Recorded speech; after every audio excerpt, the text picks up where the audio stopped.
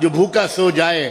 ہم اپنے غریب بھائیوں کے بچوں کی اچھی تعلیم کا انتظام کریں گے، اس لیے کہ یہی سکھایا تھا آقا نے. ہم اپنے بھوکے پیاسے لوگوں کو کھلائیں گے اور پلائیں گے، ان کی خدمت کریں گے، اور اس میں دھرم اور ذات کا کوئی بھید بھاؤ نہیں کریں گے.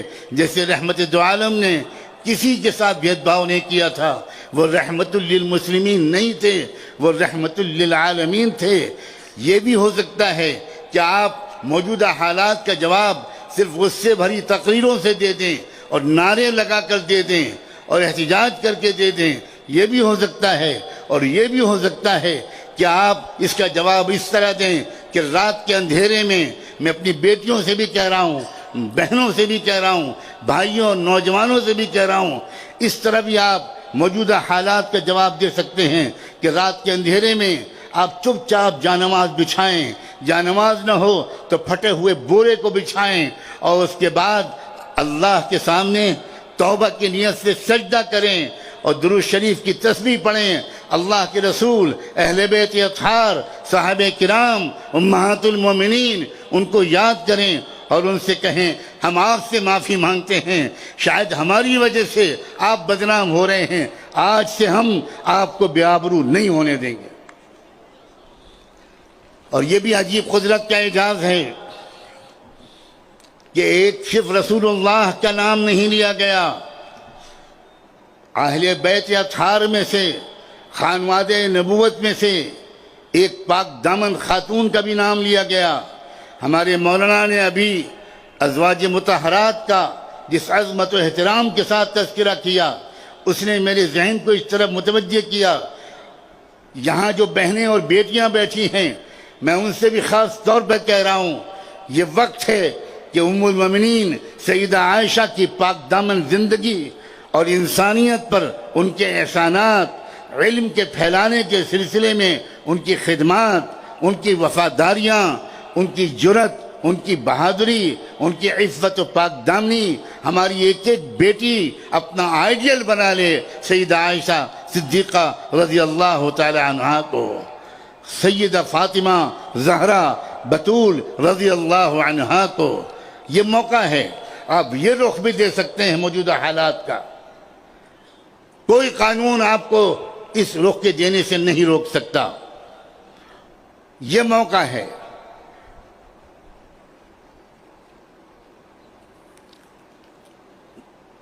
آپ نے شاید اردو کے مشہور شاعر اختر شیرانی کی زندگی کا ایک واقعہ سنا ہوگا. اختر شیرانی بڑے زبردست شاعر تھے، اور شاعر حضرات سے معذرت کے ساتھ کہتا ہوں کہ بہت سے شاعروں کی طرح شراب و کباب کے عادی ہو گئے تھے. ایک دن شراب کے نشے میں چور بیٹھے ہوئے تھے، زبان لڑکھڑا رہی تھی، ہوش جا چکا تھا.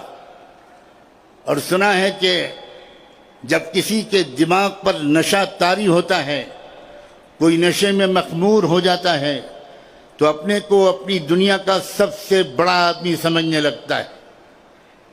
اسی کیفیت میں تھے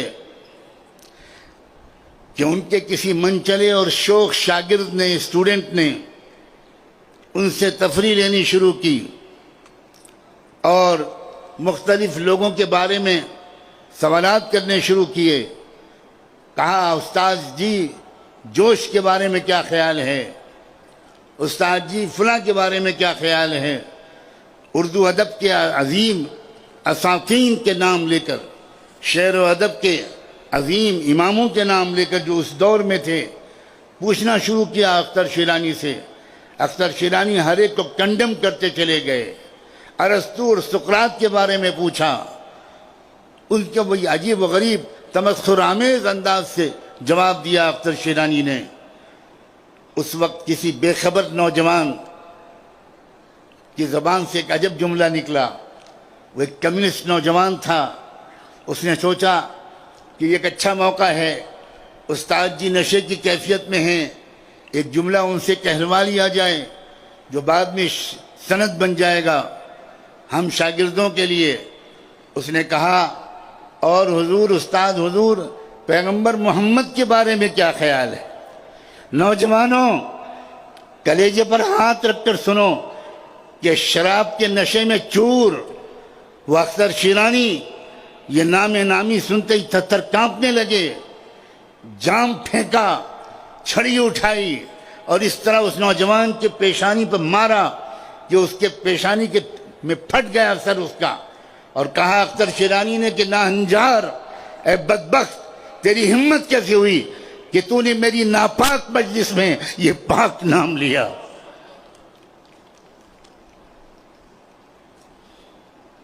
اس کے بعد اٹھے، نکل گئے مجلس چھوڑ کر اور کمرہ بند کر لیا،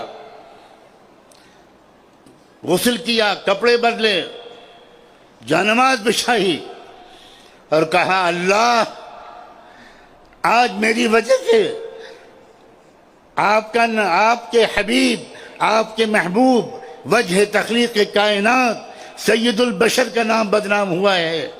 مجھ سے بڑھ کر روئے زمین پر کوئی گنہگار نہیں ہے، بار الہ مجھے معاف کر دے، آج سے میں وعدہ کرتا ہوں کبھی شراب کو منہ نہیں لگاؤں گا۔ اور سوانح نگار، اختر شیرانی کے سوانح نگاروں نے لکھا ہے کہ اس کے بعد سے مرتے دم تک شراب کو ہاتھ نہیں لگایا اور ایک اچھے مومن بن کر دنیا سے رخصت ہوئے۔ یہ بھی ایک طریقہ ہے، ان چیلنجز کو قبول کرنے کا یہ بھی ایک طریقہ ہے۔ یہ جلسہ خالی سیاسی جلسہ ہرگز نہیں ہے، یہ جلسہ ایک اصلاحی جلسہ ہے، یہ جلسہ ایک تعلیمی جلسہ ہے، یہ جلسہ ایک تربیتی جلسہ ہے، یہ جلسہ ایک ایجوکیشن کی روح لیے ہوئے ہے۔ اور میں آپ کے اس جذبے کو، اس ادب کو، اس سلیقے کو، اس وقار کو اور عشق رسول کی اس آگ کو جو آپ کے سینے میں بھڑکی ہوئی ہے، میں اس کو سلام کرتا ہوں۔ ایک طریقہ یہ ہے اس گستاخی اور بدبخت اور بدزبان لوگوں کی اس حرکت کا جواب دینے کا، وہ یہ کہ thank you nipple Sharma, and thank you, تم نے ہمیں جگہ دیا، تم نے ہمارے ٹوٹے ہوئے رشتے کو جوڑ دیا۔ اب ہم صحابہ اور اہل بیت اور امہات المومنین اور محمد رسول اللہ کے قدموں کے نشانوں پر سروں کے بل چلیں گے۔ اب ہم غریبوں کا خیال کریں گے، اپنی شادیوں میں پیسہ خرچ نہیں کریں گے، ہم غریب بیٹیوں کی شادیوں میں پیسہ خرچ کریں گے، ہم اچھی تعلیم کے دلانے پر پیسہ خرچ کریں گے، ہم ان تمام حرکتوں سے باز آئیں گے۔ میں لوگوں میں معذرت کے ساتھ کہتا ہوں، حکومت کو اور سیاسی پارٹیوں کو برا بلا کہہ دینا یہ کوئی مشکل کام نہیں ہے، لیکن اپنے سماج کی خرابیوں کو برسر عام محبت کے ساتھ ٹوکنا، اس کا رواج ختم ہو گیا۔ ابھی 2-2.5 مہینے پہلے کی بات ہے، حیدرآباد شہر کے ایک مسلمان جن کو اللہ نے مال سے نوازا، انہوں نے اپنی بیٹی کی شادی میں 16 کروڑ روپیہ خرچ کیا۔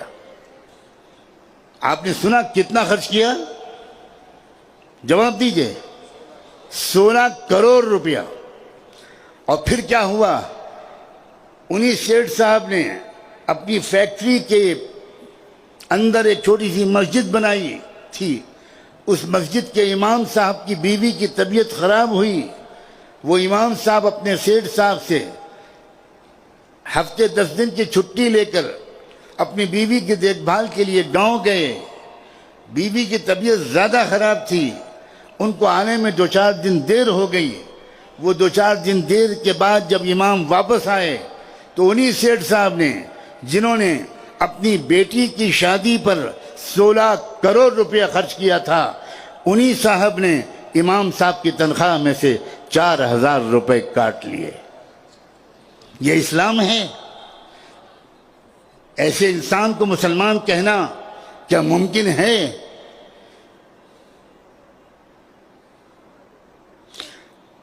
میں آپ کا دل دکھانے کا کوئی حق نہیں رکھتا، مگر آپ کی محبت، آپ کے خلوص، آپ کی سادہ لوحی،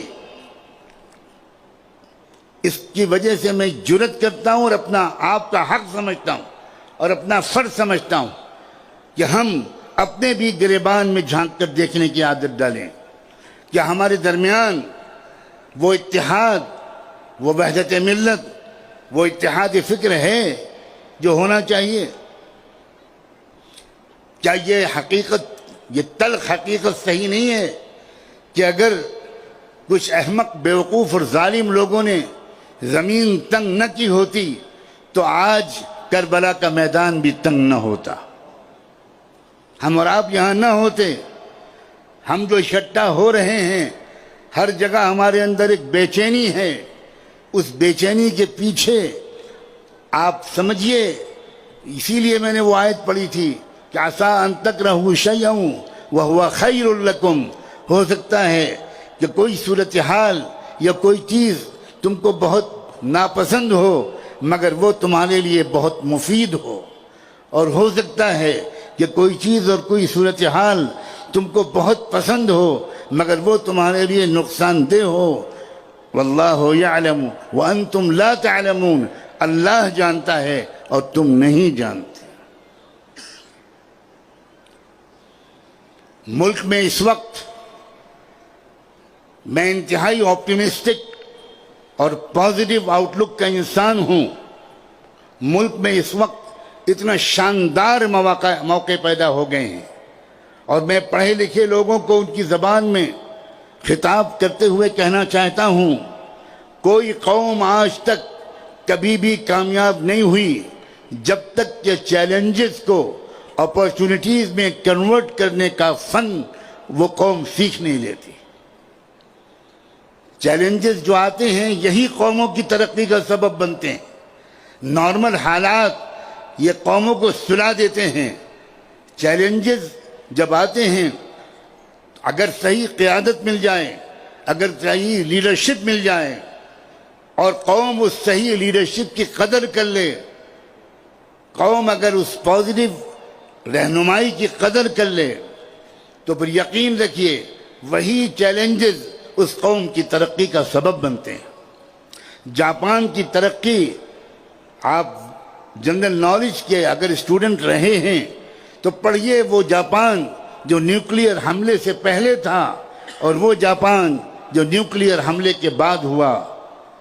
جاپان کی ساری ترقی ٹیکنالوجی میں، انڈسٹری میں جو زبردست ترقی ہوئی ہے وہ نیوکلیئر حملے میں برباد ہو جانے کے بعد ہوئی ہے، جب جاپان کھنڈر بنا دیا گیا تھا۔ لیکن بات کیا تھی؟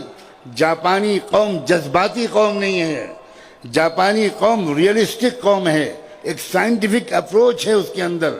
چنانچہ جاپان میں اس وقت بادشاہ کو ایک موقع ملا قوم کو خطاب کرنے کا، ریڈیو اسٹیشن ٹوٹ پھوٹ گیا تھا نیوکلیئر اٹیک کے بعد، ٹوٹے پھوٹے تاروں کو جوڑ کر اس وقت کے جاپان کے بادشاہ نے اپنی قوم سے ریڈیو پر خطاب کرتے ہیں۔